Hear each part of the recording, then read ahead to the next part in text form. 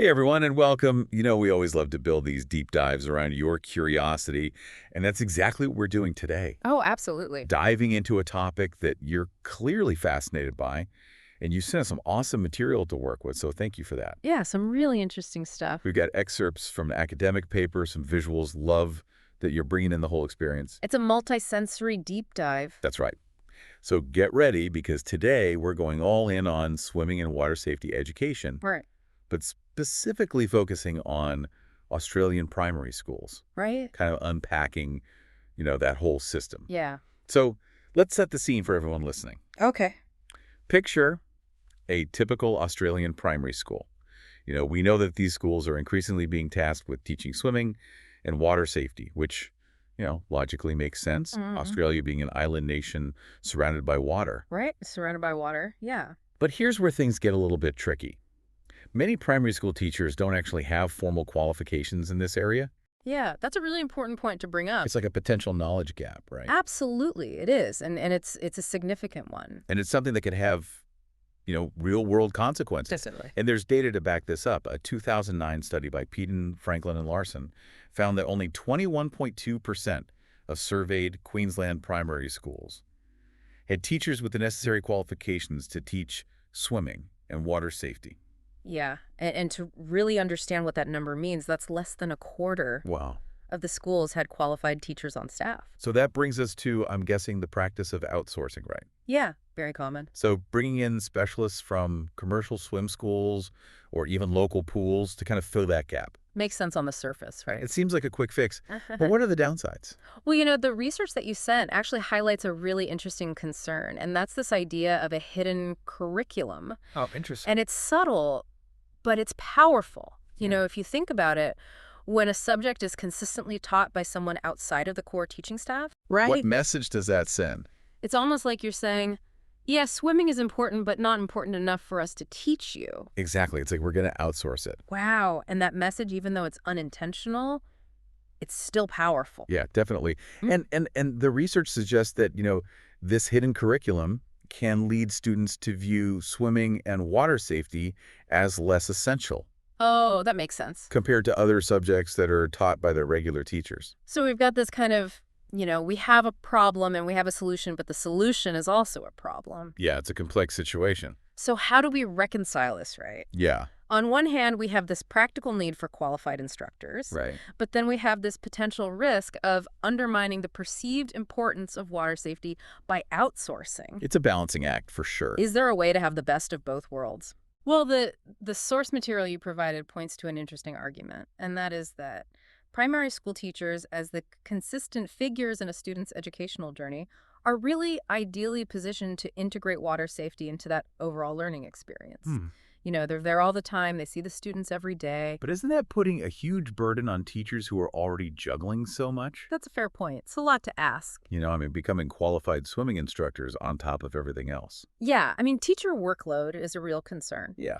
But proponents of this approach argue that it's about more than just teaching kids how to swim right. Right. It's about weaving water safety concepts into science lessons, or exploring the history of swimming in social studies, or even incorporating water safety themes into creative writing. So it becomes this kind of multifaceted thing. Exactly. It becomes part of the fabric of the school day. Yeah. It's not just relegated to those few hours at the pool. Water safety is everywhere. Yeah, it's a holistic approach. Yeah. Okay, so I'm starting to see the value in that. But even with the best intentions, is it realistic to expect all primary school teachers to become, fully qualified swimming instructors? Well, that's a big question, and the source material acknowledges some of the hurdles. Time constraints are a major factor. Right? Yeah, they're already so busy. Teachers are already facing demanding workloads, so adding another layer of training and responsibility is going to be tough. And, not all teachers are going to be comfortable in or around water. Absolutely. Some might even have, negative experiences that make the idea of teaching swimming really daunting. That's a crucial point. You can't ignore those personal experiences. So where do we go from here? That's the question, isn't it? That's the million-dollar question. How do we bridge this qualification gap without, Overwhelming teachers or diminishing the importance of water safety education? Well, that's what we're going to dive into next. Ooh, a cliffhanger. There are some potential solutions out there, and we'll explore whether they can really strike that delicate balance. I can't wait. Buckle up, everybody. It's going to be a fascinating ride. So, we've been talking about some of the challenges in providing, this really high-quality swimming and water safety education. Yeah. But I think it's really important to acknowledge that there are efforts being made, right? Absolutely. To find solutions. Yeah, we're at this kind of crossroads. Yeah. And it feels like there's a real opportunity here to create a system that actually works. Yeah. So let's explore some of those potential solutions. Okay.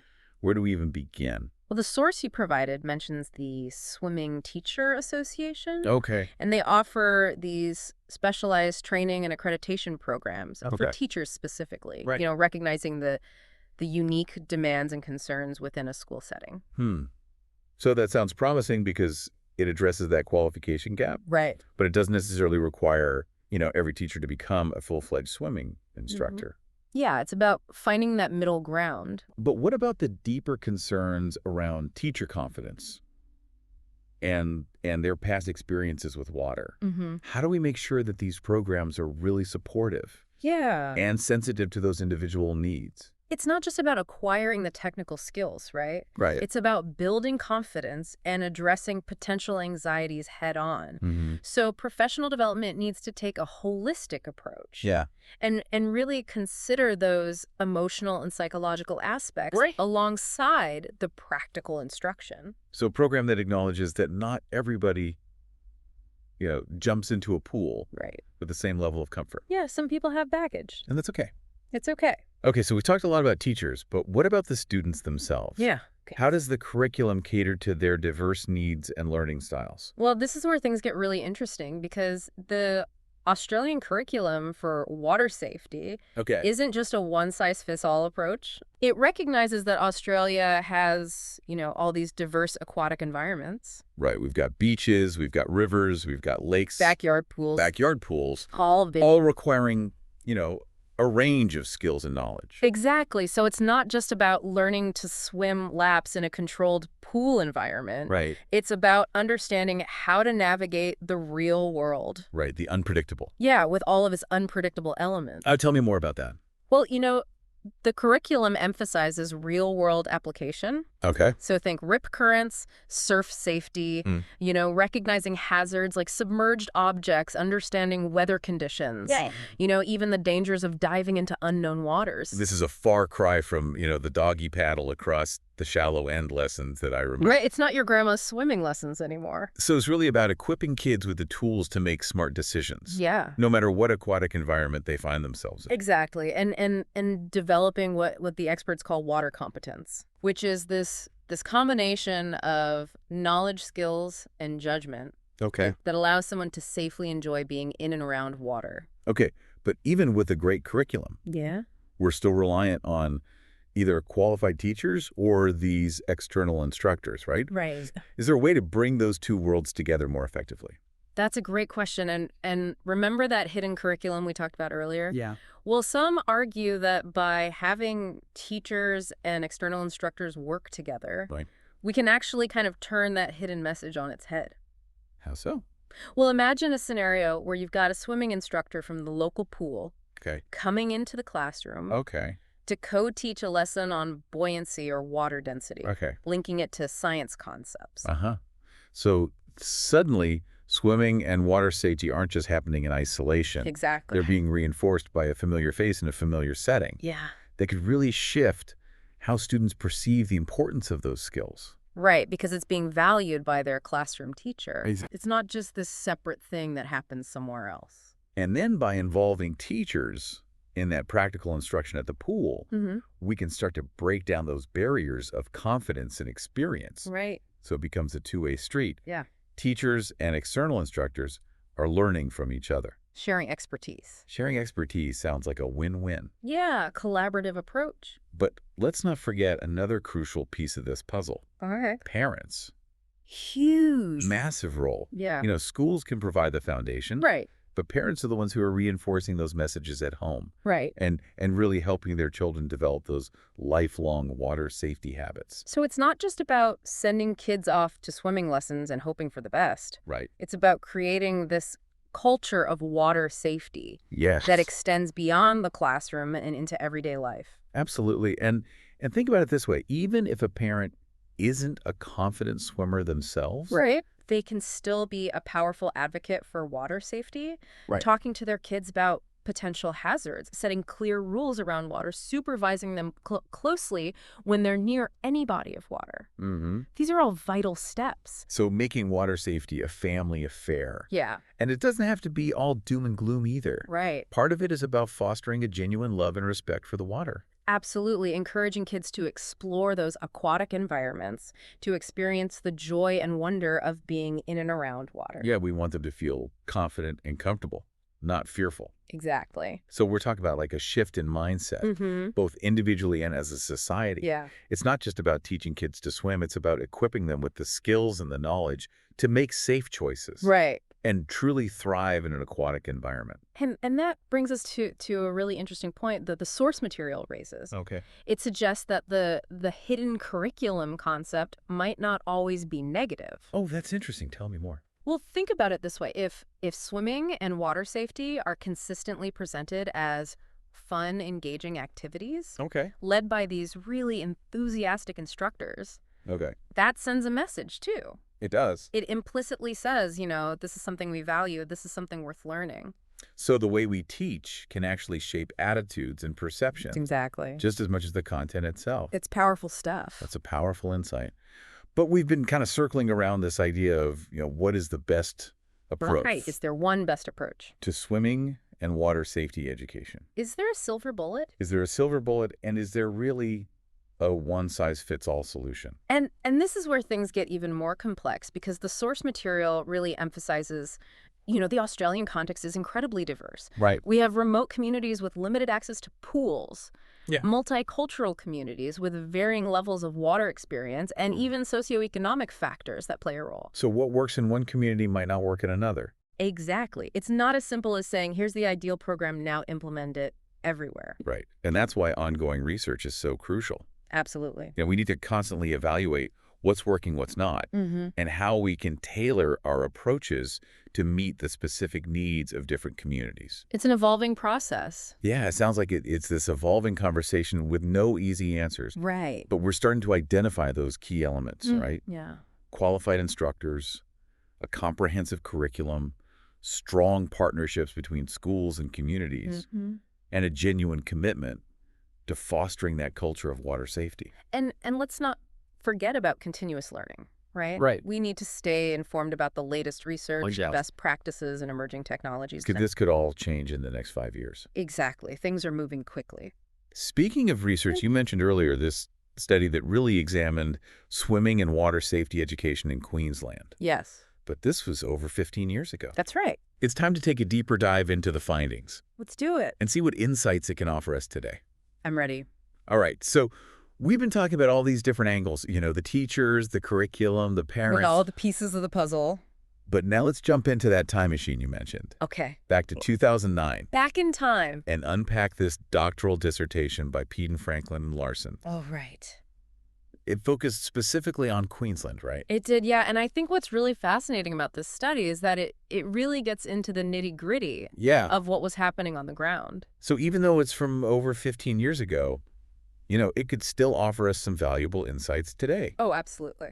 You mentioned earlier that it uncovered some pretty significant variations Yeah. in how swimming and water safety education was being implemented. Yeah, big time. Can you elaborate on that? Yeah, so one of the most striking findings was this inconsistency in program quality.